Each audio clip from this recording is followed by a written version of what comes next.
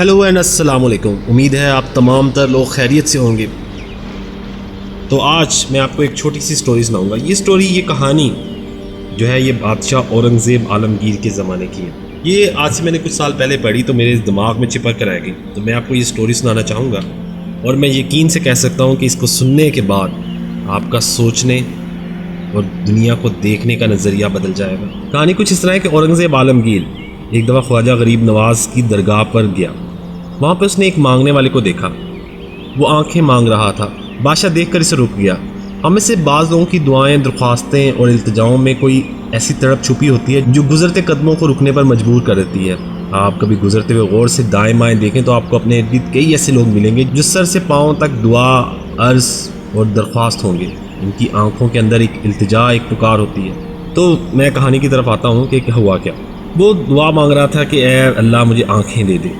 वो दरगाह के दरवाजे पर बैठकर अल्लाह सल्लल्लाहु अलैहि वसल्लम से गिड़गिड़ा कर दुआ कर रहा था, ऐ मेरे मौला ख्वाजा गरीब नवाज़ के सदके मुझे आंखें दे दे।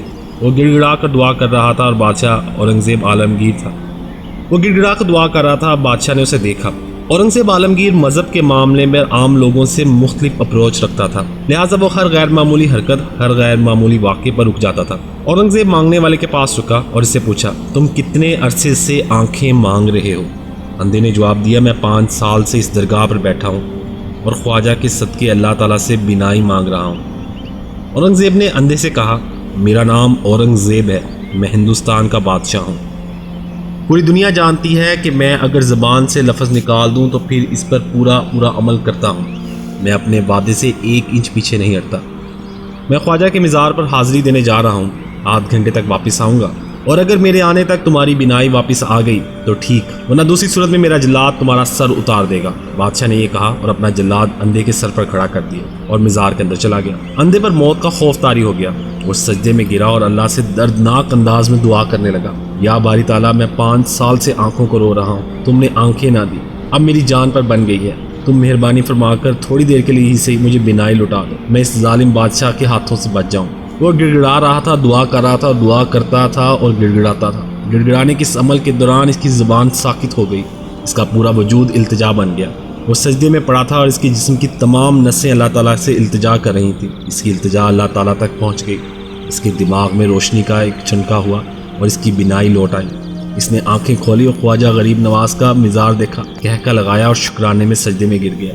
बादशाह हाज़िरी के बाद वापस आया तो इसने अंधे को हंसते हुए देखा तो खुद भी मुस्कुराया और नरम आवाज़ में बोला, तुम 5 साल से दुआ कर रहे थे, लेकिन तुम्हारी दुआ अल्फाज तक महदूद थी। तुम चंद आयतें दोहराते और फिर इनके बाद बिनाई के लिए दुआ करते थे। तुम्हारी दुआ में लफ्ज़ थे, तड़प नहीं थी। मैंने तुम्हें कत्ल की धमकी दी तो तुम्हारी दुआ में तड़प पैदा हो गई और जो तुमने चंद लम्हों में कुदरत को अपनी तरफ मतवज्जा कर लिया। औरंगज़ेब ने कहा, तुम मुँह से मज़ीद 10 साल तक मांगते रहते तो तुम्हें बिनाई ना मिलती, क्योंकि अल्लाह ताला लफ्ज़ों से मुतासिर नहीं होता। इसे मतवज्जा करने के लिए तड़प ज़रूरी होती है और तुम्हारी दुआएं तड़प से खाली थी। औरंगज़ेब आलमगीर का फार्मूला दुरुस्त था। हम में से अक्सर लोगों की दुआएं तड़प से खाली होती हैं, लिहाजा ये कुदरत के दरवाजे तक नहीं पहुंच पाती। हम तड़प की कमी को हल्क के ज़ोर, अल्फाजी गिराबंदी के ज़रिए पूरा करने की कोशिश करते हैं, लेकिन कुदरत नासमझ होती है, ये लफ्ज़ों के ज़रिए नहीं झांकती।